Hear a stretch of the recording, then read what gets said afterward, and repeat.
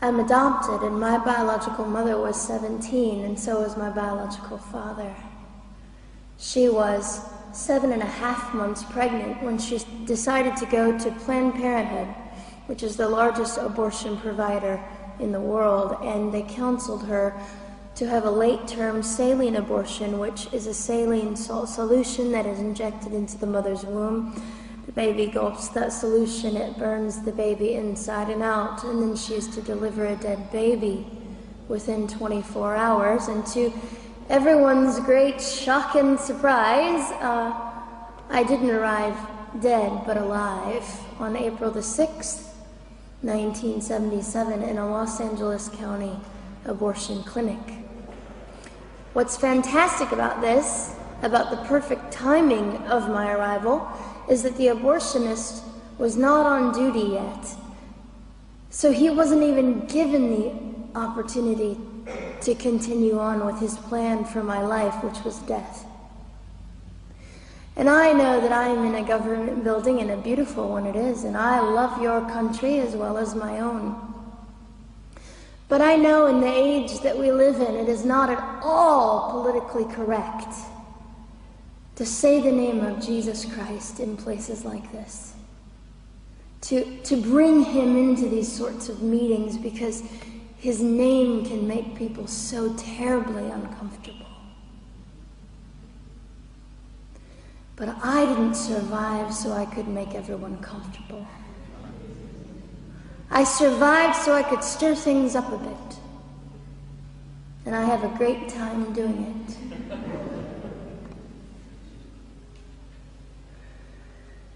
And so I was delivered alive, as I've already said, after 18 hours. I should be blind, I should be burned, I should be dead. And yet I'm not. You know what is fantastic vindication is the fact that the abortionist had to sign my birth certificate. So I know who he is. And it also says, for any skeptic listening, on my medical records, born during saline abortion. Ha! They didn't win. I've done some research on the man that performed the abortion on me.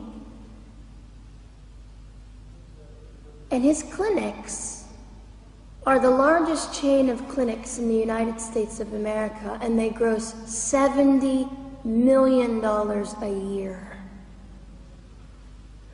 I read a quote from him at some point several years ago, and he said, "I have aborted over 1 million babies, and I consider it my passion." I tell you these things because, listen, ladies and gentlemen, we are in an interesting battle, whether we realize it or not, in this world. It is a battle between life and death. What side are you on?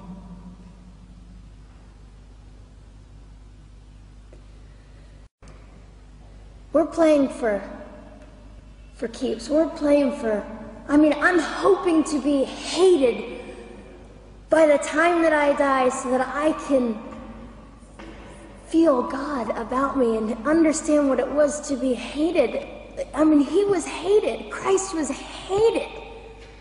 And not that I look forward to being hated, but I know along my journey, I know I'm already hated because I declare life. I say, you didn't get me. The silent Holocaust didn't win over me. And my mission, ladies and gentlemen, among many things, is this: to infuse humanity into a debate that we have just compartmentalized and set on a shelf and said it is an issue. We have removed our emotions. We are becoming harder. Do you really want that? How much are you willing to take, and how much are you willing to risk to speak the truth in love and graciousness and stand up and at least be willing to be hated? Or at the end of the day, is it all about you? Or me? And so, after that, I was placed in an emergency foster care home where they decided they didn't like me very well, and as I'm fond of saying, I don't know how you could not adore me right from the start. What is wrong with these people? But they didn't. You see, I've been hated since conception. By so many, and loved by so many more, but most especially by God. I'm his girl. You don't mess with God's girl. I got a sign on my forehead that says, you better be nice to me because my Father runs the world. So after I was placed in the mean home, I was taken out of the mean home and placed into another home, a beautiful home, Penny's home. And she said by this time I was 17 months old, 32 pounds of dead weight, and diagnosed with what I considered to be the gift of cerebral palsy, which was caused directly by the lack of oxygen to my brain while I was trying to survive. Now, I am just compelled to say this. If abortion is merely about women's rights, ladies and gentlemen, then what were mine?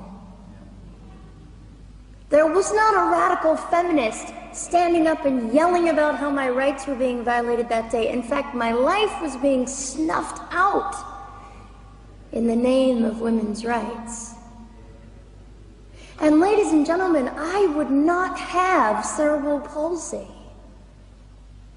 had I not survived all of this. So when I hear the appalling, disgusting argument that we should have abortions because the child just might be disabled, oh, the horror that fills my heart.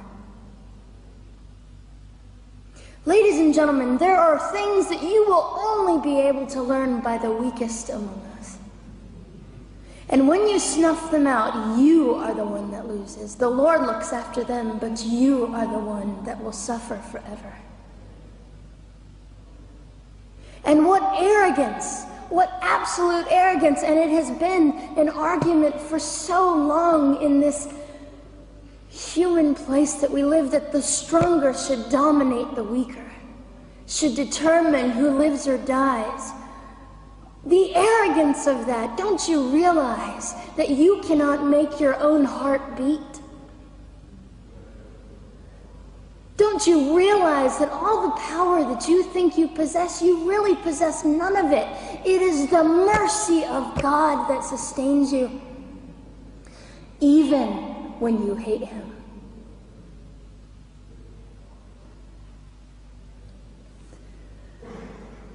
So they looked at my dear Penny and they said, Gianna will never be anything, which is always encouraging.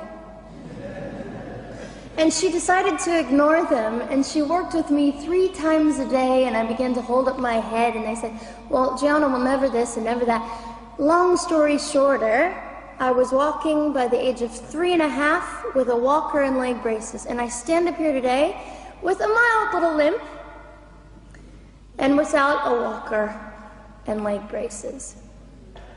I fall gracefully sometimes and very ungracefully at other times, depending on the situation, but I consider it all for the glory of God. You see, ladies and gentlemen, I am weaker than most of you, but this is my sermon. And what a small price to pay to be able to blaze through the world as I do and offer hope. And I think in our misunderstanding of the way things work, we misunderstand how beautiful suffering can be. I don't willingly sign up for it, but when it comes, we forget. We forget that God is in control, and God has a way of making the most miserable thing beautiful.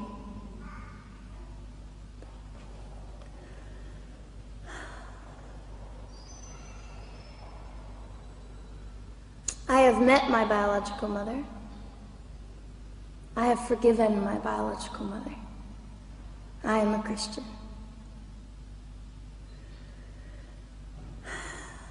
She's a very broken woman. She came to an event I was having 2 years ago, showed up unannounced, and said, "Hello, I'm your mother." And it was a very difficult day.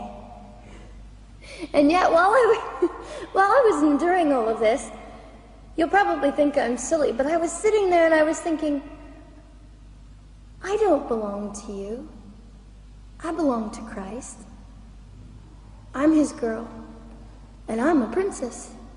So no matter what you say, in all your anger and brokenness and rage, it's not mine to keep. It's not mine to carry, and I won't. I was saying all this inside. So ladies and gentlemen, you have an opportunity. But for just a brief moment, I would like to speak directly to the men in this room and do something that is never done.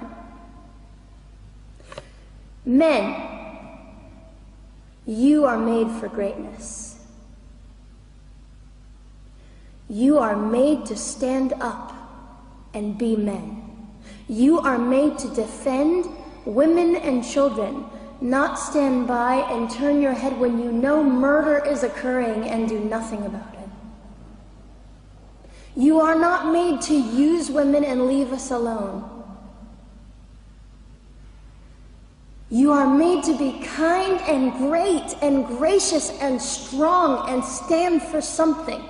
Because men, listen to me, I am too tired to do your job. Women, you are not made for abuse. You are not made to sit and not know your worth and your value. You are made to be fought for forever. So now is your moment. What sort of people are you going to be?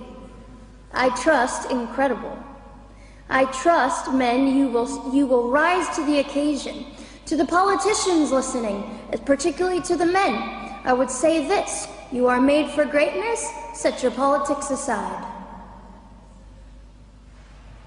You are made to defend what is right and good. This fiery young girl will stand here and say, now's your moment. What sort of man do you want to be? A man obsessed with your own glory, or a man obsessed with the glory of God?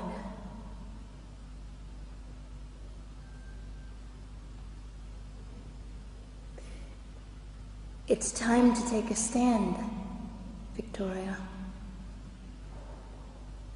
This is your hour. God will assist you. God will be with you.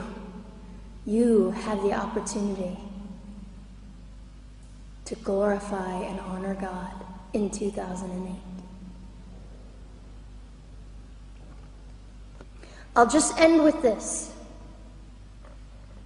Some of you might be slightly annoyed that all I keep doing is talking about God and Jesus.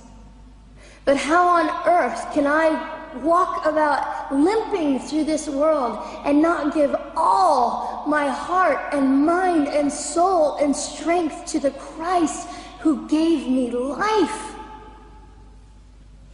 So if you think I'm a fool, it's just another jewel in my crown.